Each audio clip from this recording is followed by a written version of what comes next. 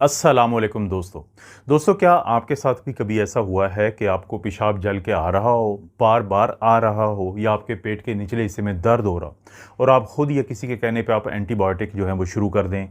और कुछ दिनों के लिए लें। तो समझ लें ऐसा कुछ अगर आप कर रहे हैं तो ये बिल्कुल गलत आदत है, क्योंकि ज़रूरी नहीं है कि हर दफ़ा इस तरह का जब मसला होता है पेशाब की नाली का या पेशाब का, तो उसके लिए आपको एंटीबायोटिक की ज़रूरत है। क्योंकि ये बहुत दफ़ा होता है कि जब आपको एंटीबायोटिक की ज़रूरत नहीं है और आप, जैसे पाकिस्तान में तो बहुत रूटीन है कि आप एंटीबायोटिक कहीं से भी लेके आप शुरू कर देते हैं, तो उससे आपको फ़ायदा तो नहीं होगा लेकिन नुकसान ज़रूर होगा। तो आज की इस वीडियो में हम यही बात करेंगे कि एंटीबायोटिक किन लोगों को ज़रूरत होती है, कौन सा वो टेस्ट होता है कि जो बताता है कि ये ज़रूरी है कि आप एंटीबायोटिक लें, कितने दिनों के लिए लेना ज़रूरी होता है और कैसे आपको पता चलेगा कि आपको जो एंटीबायोटिक ली थी उन्होंने काम कर दिया है और आप उस मसले से निकल आएँ। और सब वीडियो के आखिर में मैं 3 वो होम रेमेडीज़ आपसे शेयर करूँगा कि अगर आपको ये अलामात हैं या आपको यूरिन की इन्फेक्शन है तो आप घर में वो 3 क्या काम करें कि इन अलामात की शिद्दत में कमी आएगी। और ये वीडियो ख़ास तौर पे उन लोगों को है के लिए है कि जिनको कुछ अलामात आ रही हैं, उनको या उनके घर में किसी को। जैसे कि अगर आपको पेशाब करते हुए दर्द होता है या जलन होती है और आपका दिल करता है कि आप बार-बार जाएँ यूरिन करने के लिए, पेशाब करने के लिए, लेकिन जब आप जाते हैं तो आपको कम मिकदार में, थोड़ी मिकदार में आता है जो नॉर्मल से बहुत कम होता है।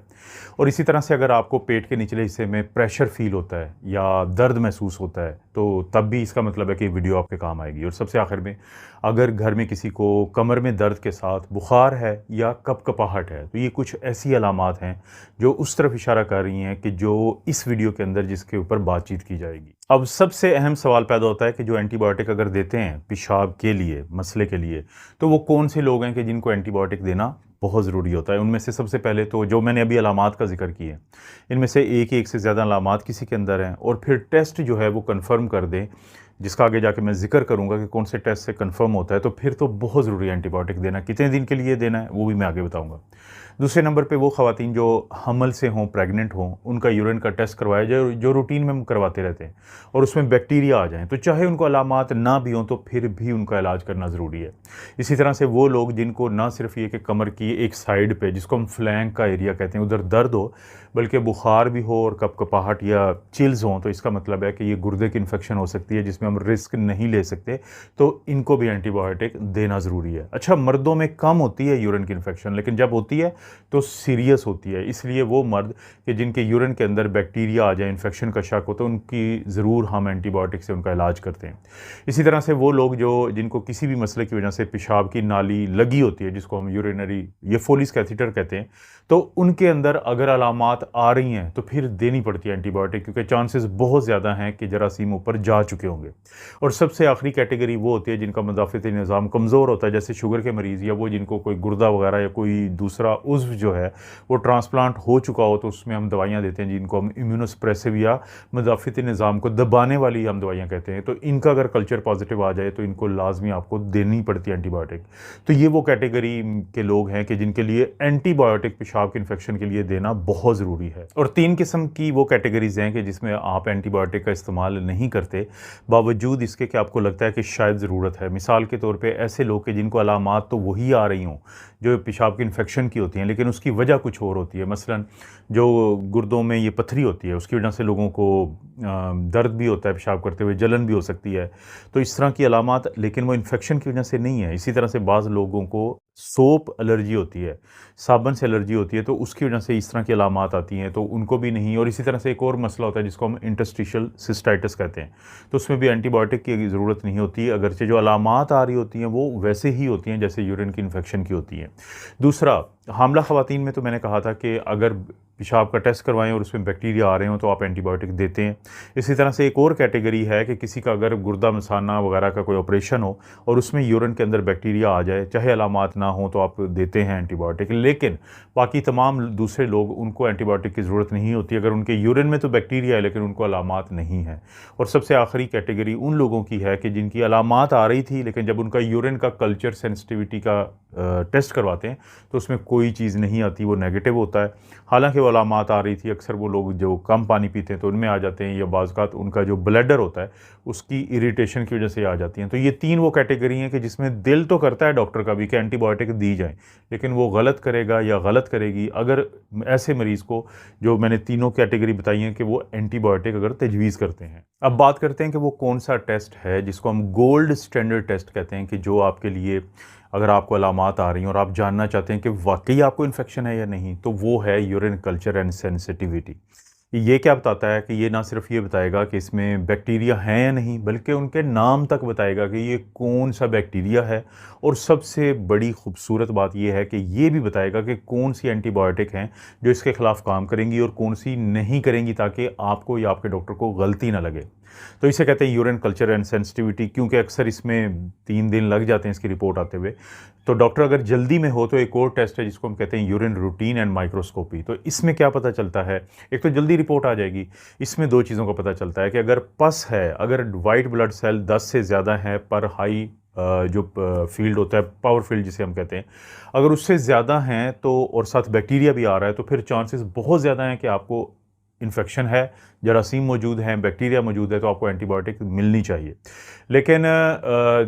हम आम तौर पे ये कहते हैं कि अगर आपको, आपके मरीज़ को, या आपसे मैं बात कर रहा हूँ कि आपका डॉक्टर आपको कहता है कि नहीं आपको तो एंटीबायोटिक लेनी पड़ेगी, लेकिन थोड़ा सा सब्र का मुज़ाहिरा करें। आप एंटीबायोटिक की डोज़ शुरू करने से पहले लेबॉर्ट्री में जाके पहले यूरिन का सैंपल दे दें, पेशाब का सैंपल दे दें यूरिन कल्चर सेंसिटिविटी के लिए, ताकि कल कलां अगर एंटीबायोटिक काम ना कर रही हो तो 3 दिन के बाद रिपोर्ट आपको ये बता देगी कि जो आपने एंटीबायोटिक ली थी वो काम कर भी रही है या नहीं, और अगर नहीं कर रही तो वो कौन सी एंटीबायोटिक है कि जो काम करेगी और आपको असल फ़ायदा होगा। अब चाहे तो आपका टेस्ट करवाए आपका डॉक्टर, या उनको वैसे ही एक्सपीरियंस हो कि कौन सी एंटीबायोटिक आप में काम करेगी।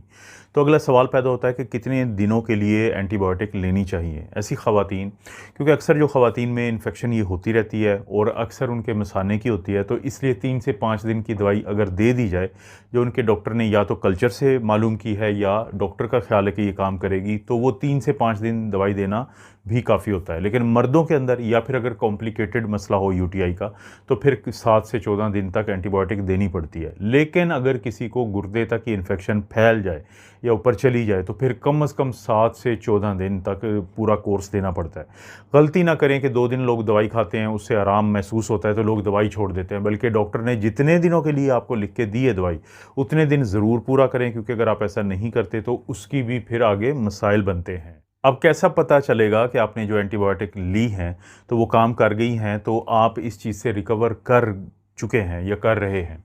सबसे पहले तो ये है कि आपकी अलामात जो हैं वो बेहतर होना शुरू हो जाएंगी। अगर आपको पेशाब में जलन थी या पेशाब करते हुए दर्द होता था तो उसमें कमी आएगी। इसी तरह से अगर आपके पेट के निचले हिस्से में प्रेशर या दर्द था वो कम हो जाएगा। आपको बुखार, आपका जो फ्लैंक पेन का मैंने ज़िक्र किया था कि कमर की साइड पे दर्द था, तो उसमें कमी आ जाएगी। इसी तरह से आपके एनर्जी लेवल बहाल हो जाएंगे, यानी जो आपको पहले बहुत ज़्यादा कमज़ोरी शुरू हो गई थी वो ठीक हो जाएगी। और जो बार बार आपको पेशाब आता था तो वो भी नॉर्मल हो जाएगा। इसी तरह से जब आपको ऐसे लगता था कि जैसे आपने पेशाब, आपको मज़ीद करने की ज़रूरत है, तो एहसास कम हो जाएगा। तो एक तो अलामात बेहतर हो जाएगी, और दूसरा फिर आपका जो डॉक्टर है वो बाज़ आपके टेस्ट दोबारा करवा सकते हैं देखने के लिए, तो उसमें नुमायाँ बेहतरी आ जाएगी कि आपका टेस्ट बेहतर हो गया। लेकिन अगर 2 से 3 दिन के अंदर एंटीबायोटिक लेने के बावजूद अलामात, ये जो सारी मैं बार बार जिक्र कर रहा हूँ, इनमें बेहतरी ना आए, तो फ़ौरन अपने डॉक्टर से रब्ता करें। तो इसका मतलब है कि यूरिन कल्चर सेंसिटिविटी करवाना ज़रूरी है, क्योंकि लगता ऐसे ही है कि दवाई लेने के बावजूद, एंटीबायोटिक लेने के बावजूद अगर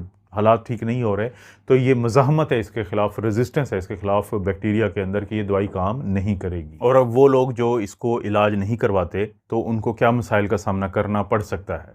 देखिए, अगर ये इन्फेक्शन गुर्दे तक चली जाए तो गुर्दे को परमानेंट नुकसान पहुंचा सकती है, पायलोनेफ्राइटिस कर सकती है। इसी तरह से खून में जा सकते हैं बैक्टीरिया, जिससे सेप्सिस होगा, जो कि बहुत बड़ा मसला बन सकता है, इमरजेंसी बन सकती है। इसी तरह से अगर आप इसका इलाज नहीं करते या आधा इलाज करते हैं तो एंटीबायोटिक के ख़िलाफ़ मज़ाहमत पैदा हो जाती है, फिर इन्फेक्शन रहेगी और दवाई काम नहीं करेगी। ये ख़ुद में बहुत बड़ा मसला है। मर्दों को इसलिए चाहिए कि वो यूरिनरी जो इन्फेक्शन होती है पेशाब की, उसका इलाज करवाएं, क्योंकि अगर नहीं करवाते तो ये गदूद तक चली जाती है, प्रोस्टेट तक, और उससे प्रोस्टेट की इन्फेक्शन होती है जिसको प्रोस्टेटाइटिस कहते हैं, जो ख़ुद में एक बहुत बड़ा मसला है। और हामला ख़वातीन को ज़हन में ख्याल रखना चाहिए कि अगर वो उनको इन्फेक्शन होती है पेशाब की, इलाज नहीं होता, तो या तो वक़्त से पहले बच्चे पैदा हो जाएंगे जिसको प्री टर्म बर्थ्स कहते हैं, या उनका वज़न नॉर्मल वज़न से कम होगा, लो बर्थ वेट उनका होगा। तो ये तमाम मसाइल से बचने का सादा सा हल है कि अपने डॉक्टर के मशवरे से यूरिन की इन्फेक्शन, पेशाब की इन्फेक्शन का इलाज ज़रूर करवाएं। और सबसे आखिर में बात कर लेते हैं 3 उन होम रेमेडीज़ की, कि आप जब एंटीबायोटिक ले रहे हैं, दवाइयाँ ले रहे हैं जो आपको डॉक्टर ने दी हैं, लेकिन अगर आपको फिर भी बर्निंग रहती है, मसला रहता है और उनको वक्ती तौर पे आप उसका घरेलू कोई इलाज करना चाहते हैं, तो 3 काम आप कर सकते हैं। आप कोशिश करें 2.5 से 3 लीटर पानी ज़रूर पिएँ, क्योंकि जब आप पानी ज़्यादा पीते हैं तो फ्लशिंग होती है, बैक्टीरिया को बाहर फेंकता है, आपका जो यूरिन है उसको यानी कि वो हल्का कर देता है, जिससे आपकी बर्निंग या जलन ज़्यादा नहीं होती। दूसरा, क्रेनबेरी का जूस मिलता है, बस उसमें कोई मीठा ना शामिल करें, तो इसके अंदर ये सलाहियत है कि ये जो बैक्टीरिया हैं उनको चिपका नहीं रहने देता आपकी पेशाब की नाली के अंदर पूरे सिस्टम से, ये बचाता ज़्यादा है इन्फेक्शन को, लेकिन अगर हल्की फुल्की इन्फेक्शन से अलामात हों तो उनमें भी कमी आती है। और सबसे आखिर में सीड्स बाथ के गर्म पानी लें किसी बर्तन में और उसमें आप बैठ जाएँ 10 से 15 मिनट के लिए, ज़ाहिर है बहुत ज़्यादा गर्म ना हो, तो उससे भी आपकी जलन में और पेट के निचले हिस्से में जो दर्द हो रहा होता है तो उसमें भी काफ़ी बेहतरी आती है। तो दोस्तों ये था सारा कुछ। अगर मुमकिन है तो आप प्लीज़ कमेंट में ज़रूर बताएं कि कभी आपको अगर यूरिन की इन्फेक्शन हुई है तो किन मसाइल का आपको सामना करना पड़ा, क्योंकि बहुत दफ़ा लोग आगे बात नहीं करते। तो इस तरह से जब आप शेयर करेंगे कमेंट में तो बहुत कि आपने क्या किया, कि जब आपको इन्फेक्शन हुई थी तो किस तरह से तशख़ीस हुई, कौन और कैसे फिर कोई घर में ऐसा कुछ काम किया कि जिससे आपको फ़ायदा हुआ।